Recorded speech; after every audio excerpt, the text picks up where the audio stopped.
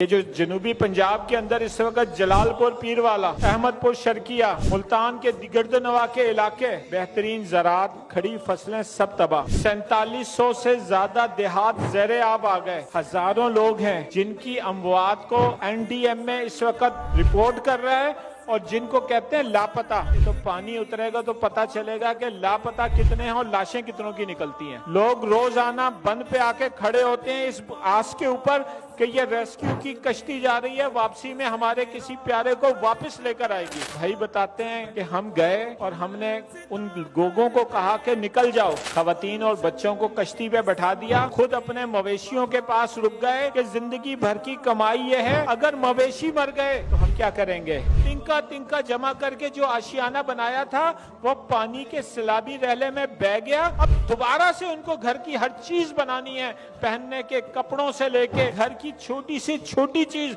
सुई तक के लिए उन्होंने दोबारा से इंतजाम करना है। कहां से करेंगे।